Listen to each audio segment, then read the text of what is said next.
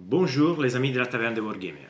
Je suis Alessandro, votre peintre, votre apprenti peintre italien. Je suis content de vous revoir dans ma chaîne YouTube. Et aujourd'hui, je viens vers vous avec un tutoriel sur le métal non métal. J'ai commencé à peindre cette Stormcast. Je ne sais pas si vous arrivez à le voir. Je ne l'ai pas encore fini. Je voulais faire du métal non métal doré. Donc, ce n'est pas une technique que j'utilise souvent. J'ai déjà fait pour un Gron en bronze. Cette année, j'aimerais bien améliorer encore cette technique, voire de toucher différents points, améliorer certaines choses. Le métal non métal, c'est une technique, tout simplement, c'est du layering. Donc, c'est le placement de plusieurs couches de couleurs. Mais c'est aussi le jeu de contraste entre des fortes zones de lumière contre des fortes zones d'ombre. Donc c'est surtout là qu'on va trouver l'effet métallique, on va dire. Et c'est une chose que j'aimerais bien maîtriser encore plus pour arriver à atteindre un niveau supérieur. Donc ceci sera une première vidéo en doré en métal non métal, mais j'en ferai d'autres qui suivront parce que j'espère pouvoir l'améliorer pendant le cours de l'année. Commençons tout de suite. Allons-y. Je vais vous montrer comment peindre cette aile. Ok, comme ça, on a une grosse superficie. Donc, on va commencer et on a une base de sous-couche noire. Pour les métal non métal, pour ce que j'ai compris jusqu'à maintenant, le secret du rendu de métal non métal, dans les dorés, mais ainsi comme dans tous les autres métals, c'est vraiment avoir des forts contrastes.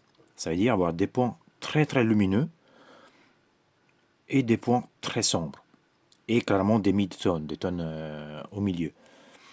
Et avoir une idée claire de où on veut mettre la lumière.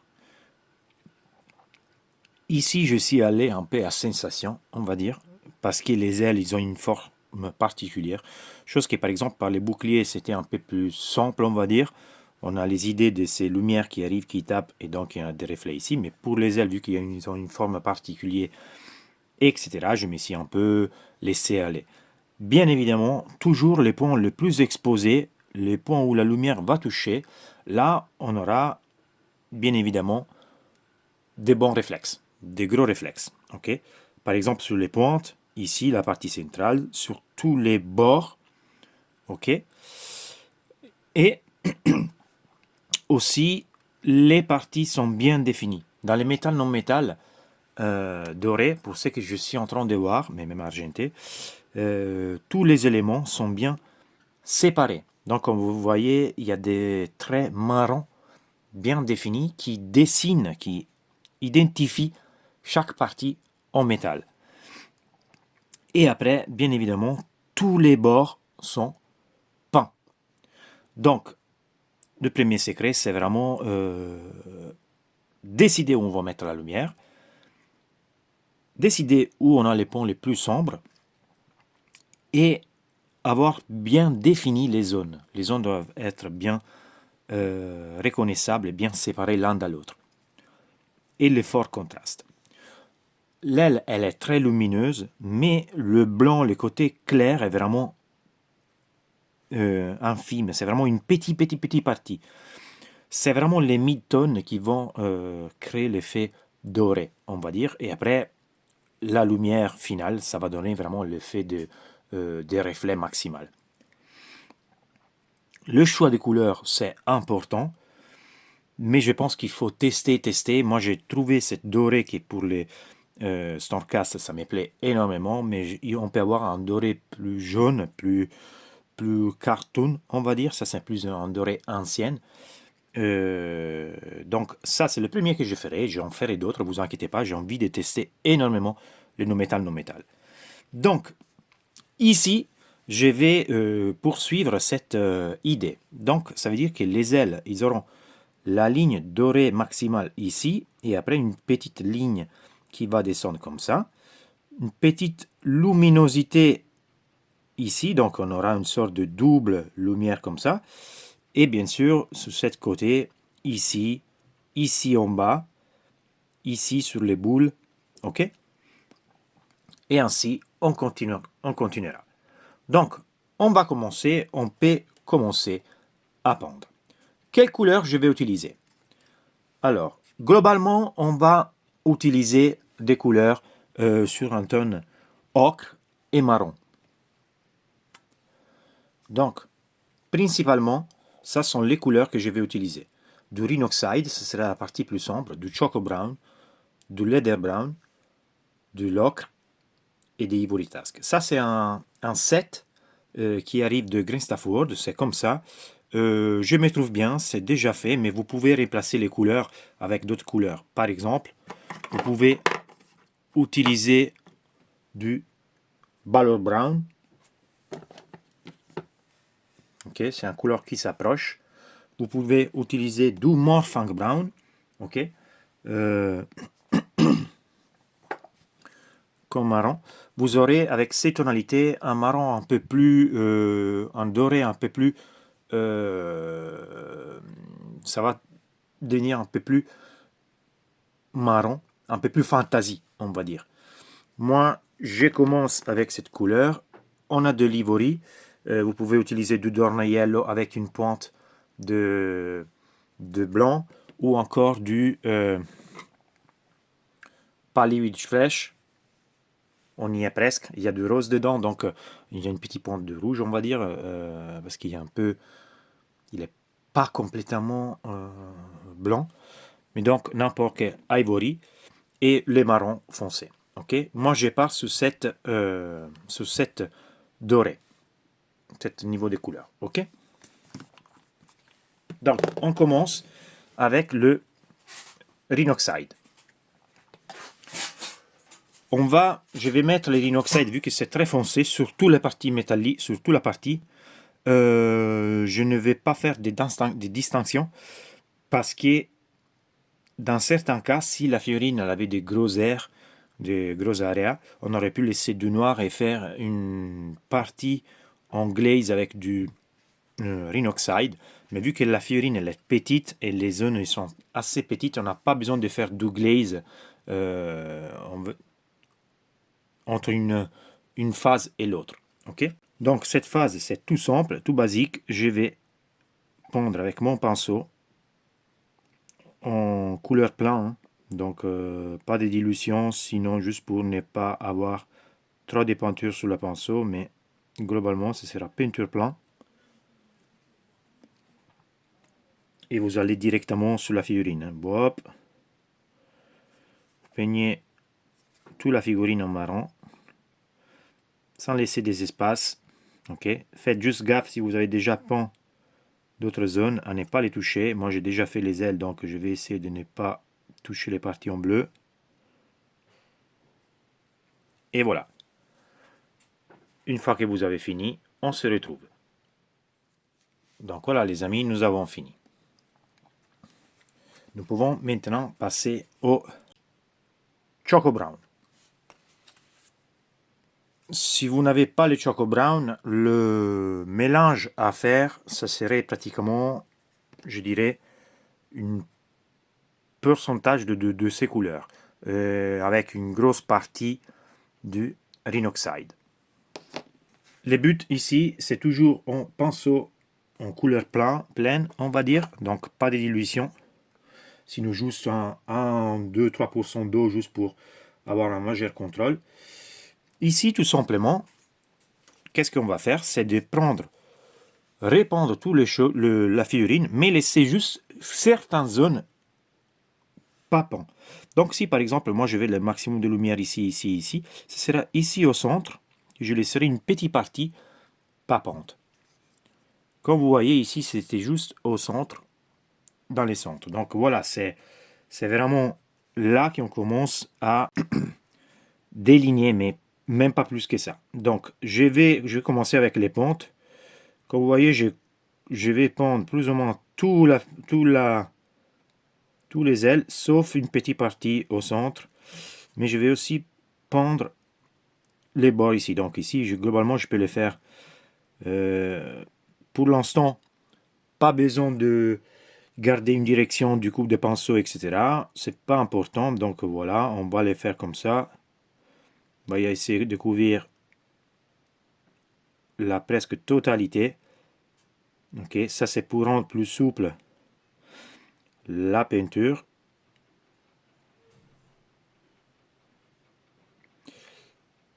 Pour les boules, effectivement, les zones rondes, je vais avec mon pinceau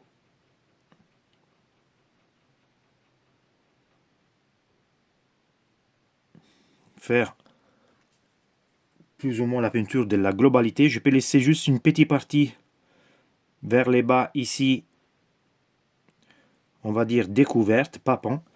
Et après, tout le reste, on va les peindre. Même ici, vous voyez les zones qui tournent, je vais peindre presque la totale, sauf certaines zones. Donc, sauf ici au fond.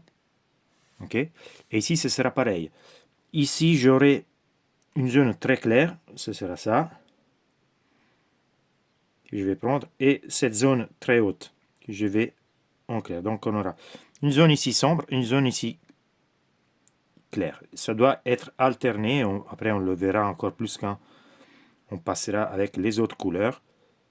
Mais ne vous inquiétez pas, ça c'est une couleur intermédiaire. On va pratiquement couvrir les 90% de la peinture qu'on a fait avant, même les 95%. Alors, voilà, on a ici. Maintenant, nous allons faire un mélange de Choco Brown avec du Leather Brown.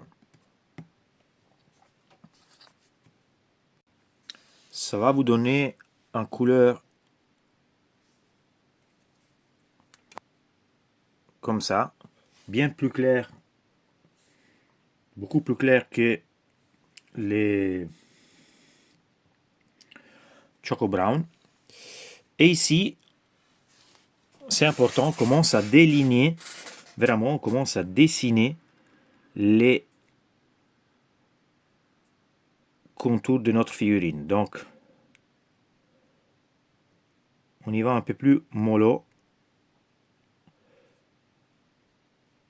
Et comme j'ai dit, je vais la maximum de lumière sur la pointe. Mon pinceau il est un peu trop chargé d'eau.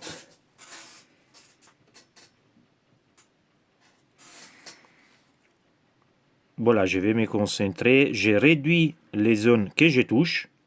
Et je vais surtout toucher les zones où je vais plus de lumière. Pratiquement, je vais laisser une partie beaucoup moins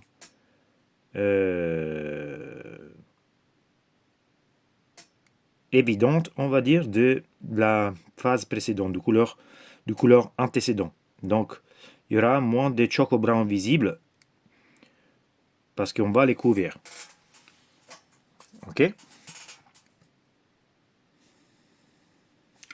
Les couleurs ne doivent pas être trop chargées d'eau parce que sinon vous n'aurez aucun contrôle. Et par exemple, ici, on commence à dessiner une petite texture. Je vais tapeter un peu avec la pointe de mon pinceau sur les boules pour créer des micro-boules qui feront office de reflet après. Et ici aussi, bien évidemment, on commence à faire tous les bords, bien tous les bords. Ne vous inquiétez pas s'il ressort un peu trop gros. On les corrigera après.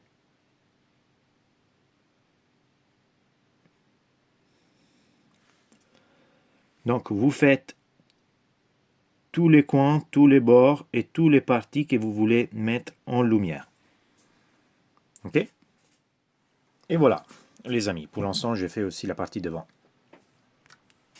Maintenant, on va passer directement au Leather Brown. Donc, Leather Brown pur. Très important, pas les diluer, parce que sinon, vous n'aurez pas de contrôle sur la peinture. Et on peut aller. Ici, on commence à faire tous les profils, donc tous les profilations, tous les bords, et après on passe à faire les parties, à remplir les parties, ok?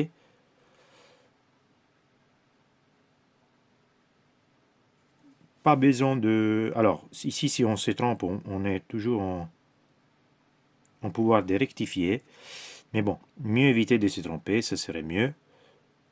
Ici, je vais, comme dit avant, taper un peu avec mon pinceau. Ça va faire les reflets sur les... Attention, je ne sais pas si vous arrivez à les voir. Ça va faire des effets un peu de réflexe, on va dire, sur les côtés ronds, sur les sphères, on va dire, sur les cercles. Et voilà. Donc on va continuer comme ça. On fait tous les profils. Vous faites tous les profils des ailes. Ok. Et après, vous allez faire ce que vous avez fait avant. Ça veut dire vous allez remplir, dessiner les zones de lumière. Ok. Je vous en montre une ici, par exemple. Ici. Et bien sûr, attention les gars, très important, on aura aussi la partie intérieure.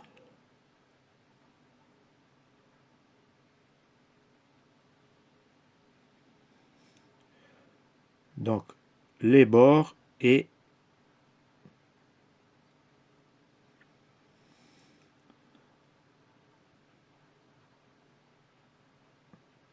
à l'intérieur. Parce que moi, je vais de la lumière même ici. Ok.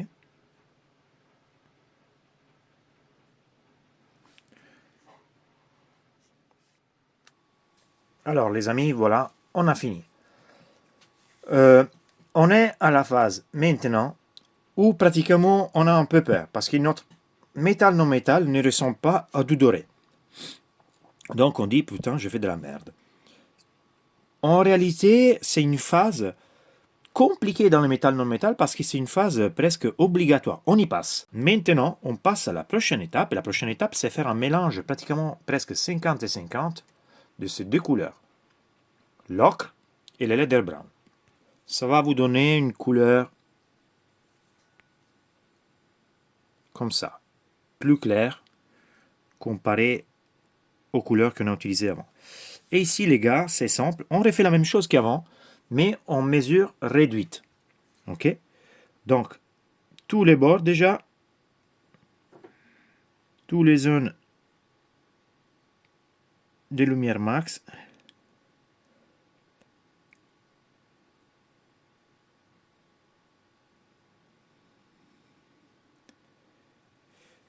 Et surtout tous les bords. Il faut avoir de la patience.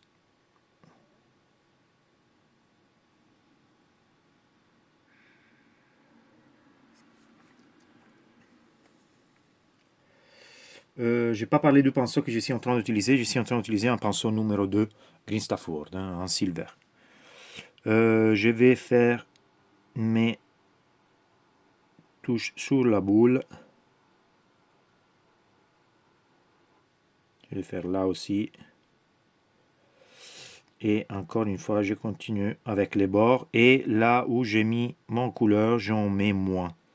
Vers les centres. Ici, je vais faire les bords encore. Voilà, vous continuez comme ça, les gars. Ça va être un passage plus court que celle d'avant, mais un peu plus délicate, on va dire.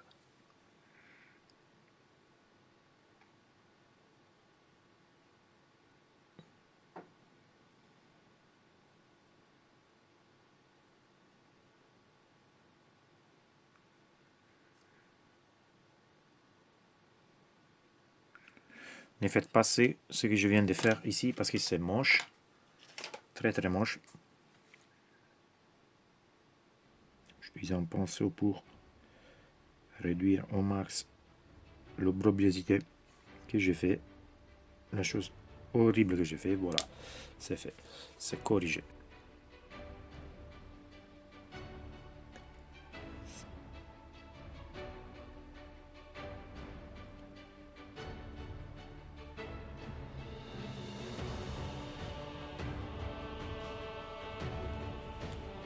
Alors, on a fini, on est ici.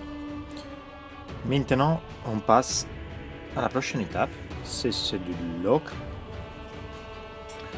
Pas de dilution. Ce sera le même principe, la même étape qu'avant, donc la même procédure. On fait les bords, on fait les points les plus lumineuses, on réduit par contre la zone d'impact.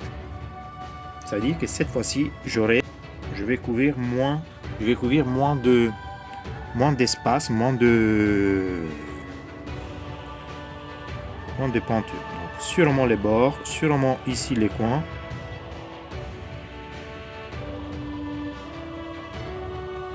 Voilà.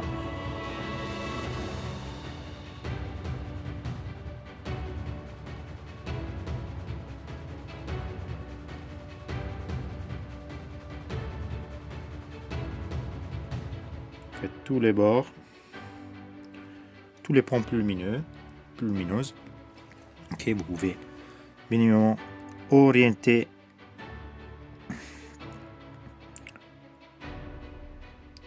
la miniature pour utiliser le dos de votre pinceau.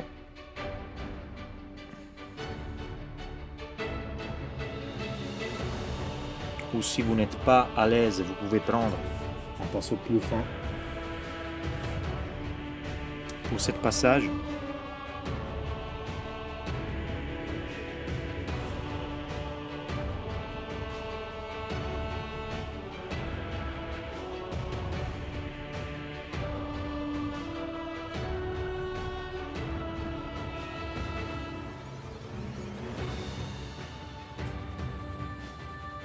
Donc voilà, vous faites pratiquement toutes les parties que vous avez fait avant, mais en réduisant la partie qu'on va couvrir.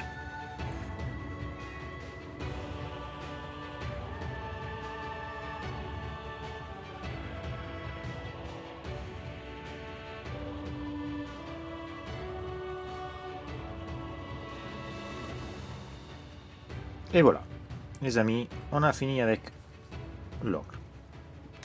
Maintenant, on va passer aux choses sérieuses. On va mélanger en environ 50-50 ces deux couleurs, donc l'ocre et l'ivory, en couleur ivoire.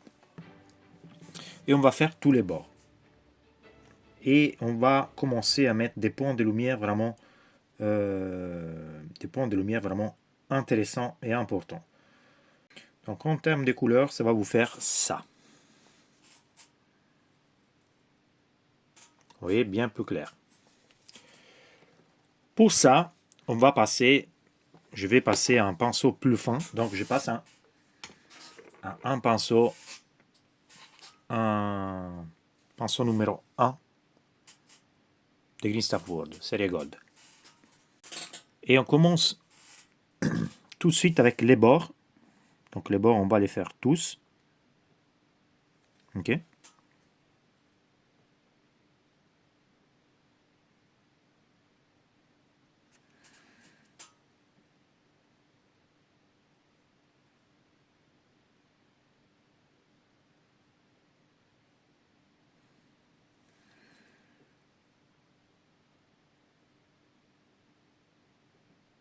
Donc tous les bords, les gars. Pinceau, pas de dilution parce qu'ici, pratiquement, on n'a pas les... on ne peut pas se permettre de la dilution. Il faut y aller sec directement. Ici, je vais faire les bords ici. Je vais les faire ici. Ici en hauteur.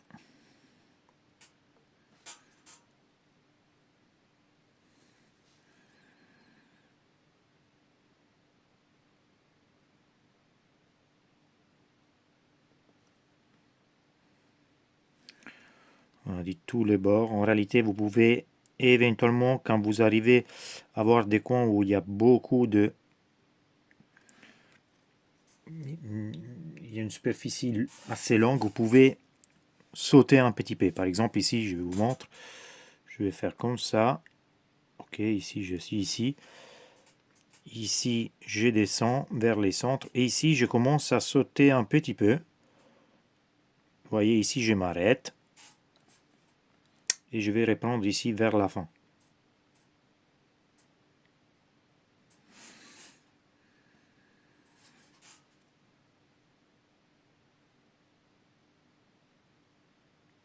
Comme ça. Ici, j'ai fait une connerie. Donc, je garde un pinceau à côté de moi pour enlever les dégâts que j'ai fait avec mon imprécision. Donc, je continue. Par exemple, sur les boules, ici, je vais mettre des points. Toujours plus légers. Donc, un point ici et une sorte de petite ligne ici. Ici, pareil. Un point ici.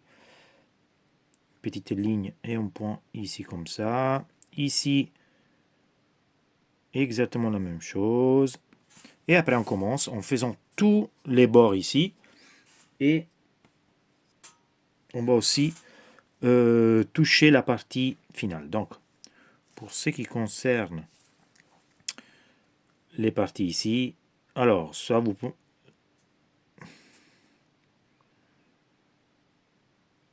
Tous les bords comme ça, ok. Vous les faites tous.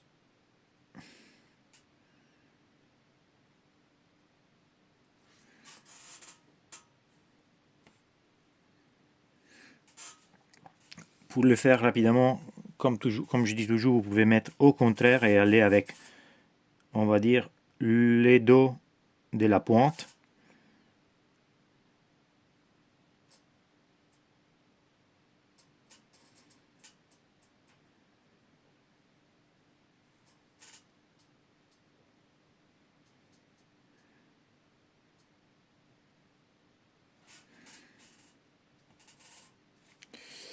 Et après aussi, je vous montre comment il faut faire ici.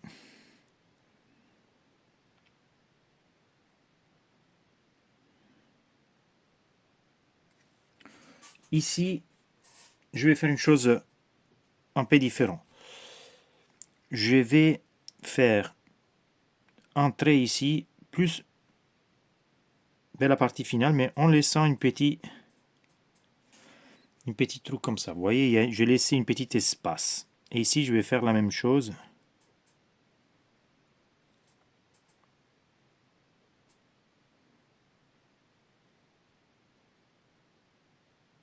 Et voilà. Alors, il faut savoir que la lumière fera cette onde. Ok. Donc, et ici, après, il tournera comme ça. Donc, il faut que je suive cette partie, on va dire, des lumières. C'est moi qui conduis, on va dire, la lumière. Ok. Alors, voilà, les amis. On a fini, même avec cette étape. Juste que j'ajoute une petite pointe ici. Et globalement, on y est. Comme vous voyez, ça commence vraiment à ressembler à de l'or. Mais il nous manque encore 2 étapes. On va à redessiner un peu les parties qui ne sont pas bien évidencées. Parce qu'on veut que toutes les parties soient bien identifiées. Bon, là, j'avais fait un bon boulot globalement.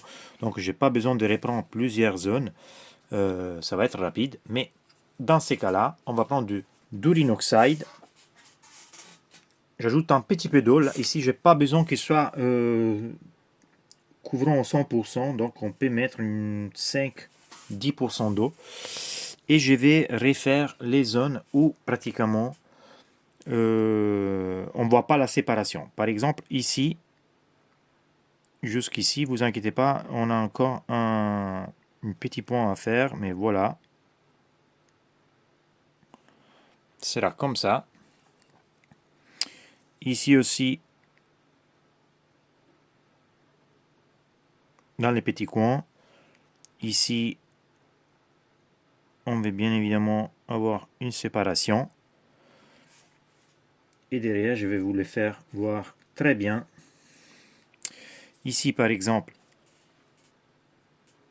où je n'ai pas de séparation, alors j'ai fait un beau boulot, mais par exemple, ici,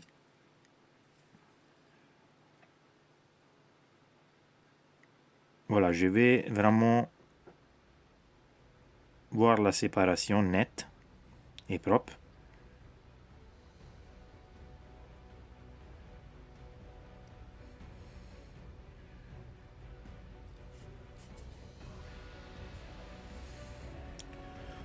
Ici aussi, vous arrivez à voir, parfait.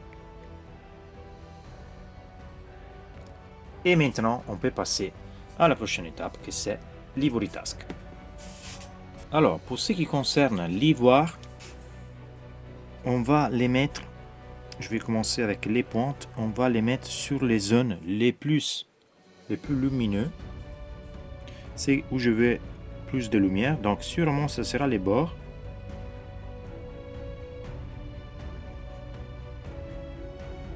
Comme ça. Mais aussi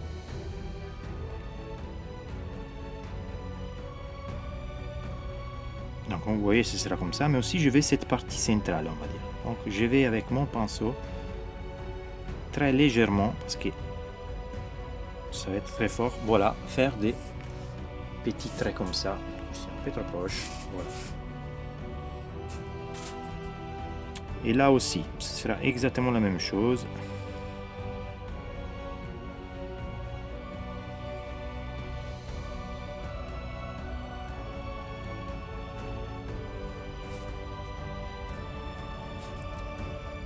Et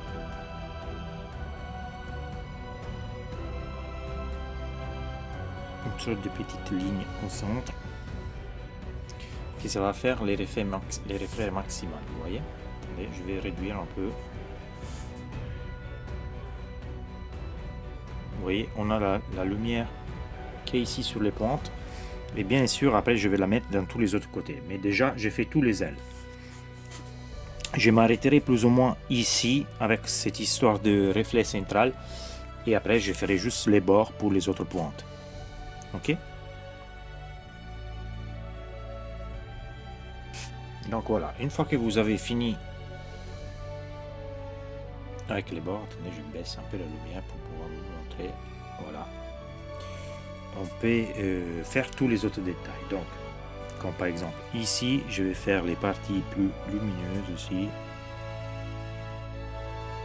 bord maximal, petit bord en bas, ici aussi, la pente aussi. Donc globalement je vais réduire beaucoup les ongles que je vais toucher,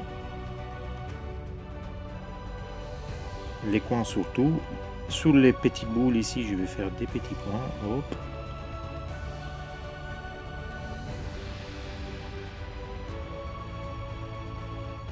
Et voilà, vous voyez les amis, on va continuer comme ça, je vais vous le montrer ici et on se voit après. Ici par exemple on fait la pente,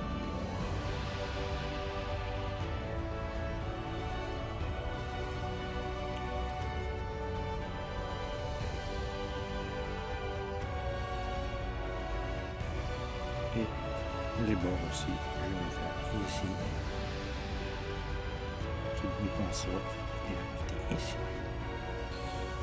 Et voilà les amis, nous avons fini avec les ivory tasks. Maintenant on va faire une glaze qui ira donner un coup de lumière, un coup de un peu plus de lumière, on va dire un peu plus d'effet vif. Alors, et pour faire ça je vais prendre du Flash Glitz Yellow. Alors on va faire une glaze, donc ça veut dire qu'on va utiliser vraiment pas beaucoup de peinture. Là par exemple j'ai beaucoup trop de peinture, je prends un peu d'eau, je vais ajouter de l'eau. Mieux le faire en plusieurs passages qu'avoir trop de peinture. Et voilà, là j'ai moins, mais je pense qu'on peut encore les réduire un peu. Voilà. Donc le but avec ce glaze, c'est de donner une sorte de vibration en termes de couleur, et je vais les faire vers, je pars des zones moyennes, ok, et je vais vers les centres, et comme je vous avais dit, je vais laisser une petite partie. Alors selon moi c'est un peu trop fort, donc j'ai réduit un peu, je passe mon doigt dessus, je passe d'ailleurs un pinceau, je vais réduire un peu pour réduire. Donc il faut réduire encore avec de l'eau. J'avais trop de peinture. Donc effectivement, on sera ici en termes de pourcentage sur une... je pense qu'on est à 80% d'eau, même plus, et 5%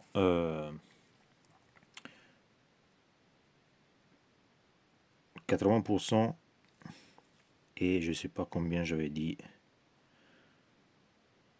en termes d'or, de jaune, mais disons qu'il y a beaucoup d'eau. Je pense qu'on se place autour de 90% peinture, eau et 10%. 90% eau et 10% peinture. Ça va donner une vibration, une tonne un peu plus vivace, on va dire. Là où vous voyez qu'il y a trop de jaune, vous pouvez les réduire avec une pinceau, le doigt, mais globalement, là par exemple, j'ai encore trop d'eau. Il faut vraiment y aller légère. Presque ne pas voir des traces parce qu'on le verra après.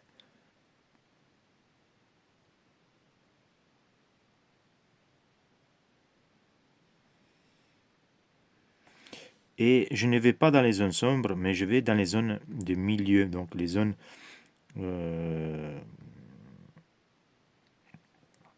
les tonnes, les tentes moyennes.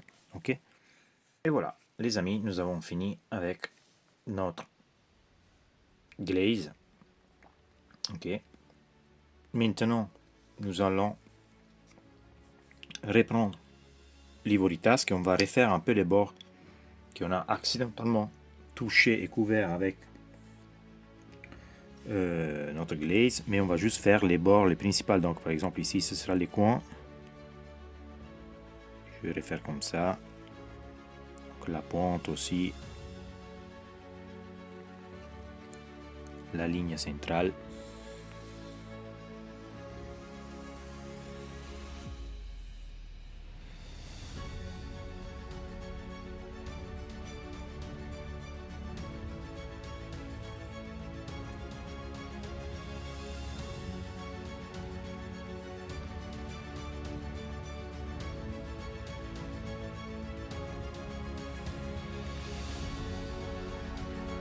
Ici les bords.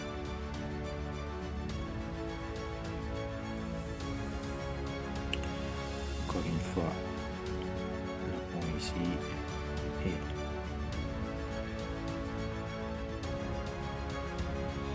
ici, et je passe de l'autre côté derrière. Voilà, derrière c'est pareil. Je vais remettre un point ici, un point ici.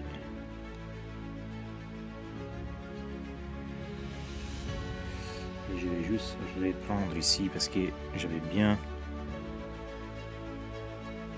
touché, mais je vais quand même. Voilà. Oh yeah, ça me plaît.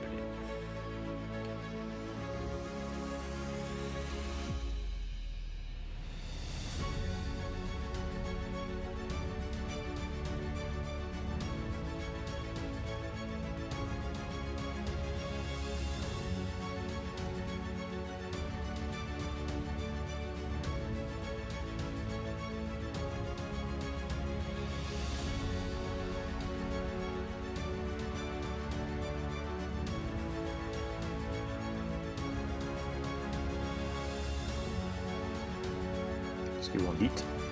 Moi je dis qu'il est en train de bien sortir. Hein.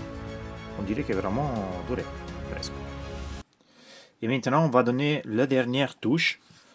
On va faire une glaze de mélange de couleurs en 50-50 entre Troll Slayer orange et Mephiston Red pour avoir une sorte de base rouge-orange qu'on va mettre dans les zones d'ombre. Un rouge de cette tonalité, c'est un rouge orange. Ok. Alors, je vous le montre plus plein, comme ça vous avez le visuel de couleur plein. Ça c'est les couleurs plein. Et on va en faire un glaze. Donc, on va les diluer très bien. Et quand j'ai le glaze, le niveau qui m'intéresse. Je pense qu'il m'intéresse. J'ajoute une petite pointe d'eau. Voilà. Je vais les mettre dans les zones plus sombres. Par exemple, dans nos ailes. Je vais l'ajouter ici. Je vais vraiment les mettre dans les centres. Donc ici, dans les zones... voilà, ce sera juste ici.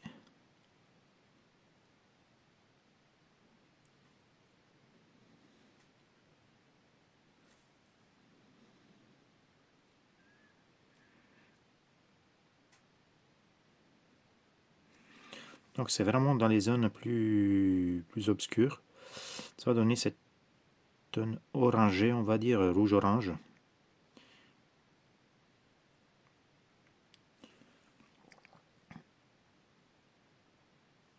La pointe en bas.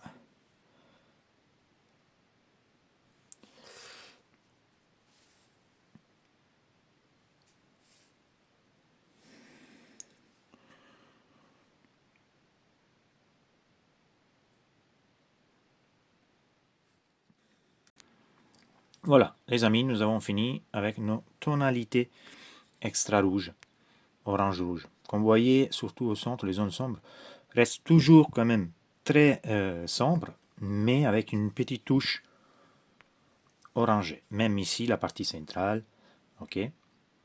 Je regarderai à la fin si je le laisserai comme ça ou si je diminuerai la partie obscure. Et maintenant, on passe à la touche finale. La touche finale, ça sera simple. Ça sera du white scar pur.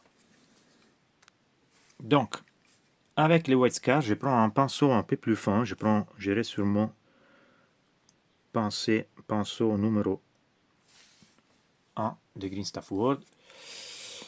Et je vais juste toucher les pointes des zones que je désire, où je désire avoir plus de lumière. Par exemple, ici.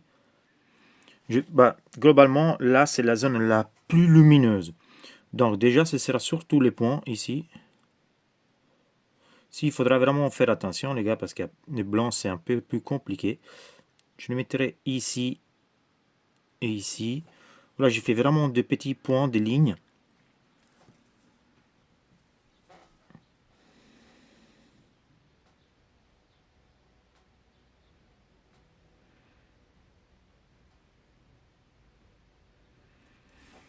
Et je vais les mettre aussi sur les premières pointes ici. Donc ça veut dire, je vais vous montrer ici.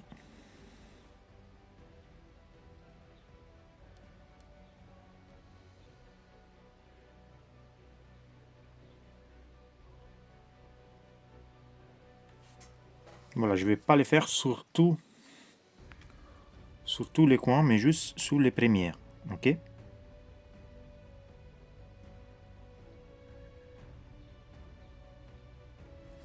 Voilà, je peux m'arrêter ici. En plus, ici, on est vers le dos. Donc, une partie de la figurine, entre guillemets, moins important. Mais je vais quand même les mettre encore, par exemple, ici. Parce que j'estime que cette partie, elle est un peu plus exposée. Ici aussi. J'ai exagéré, j'utilise mon dos magique.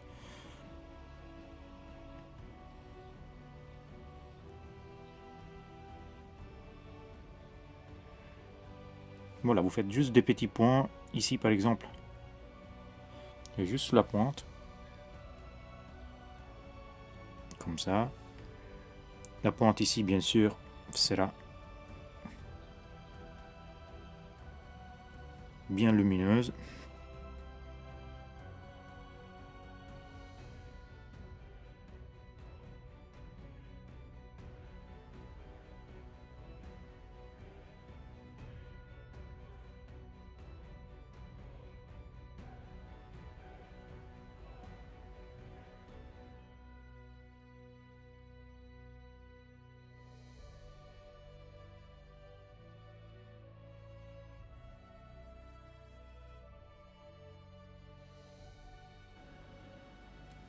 Voilà.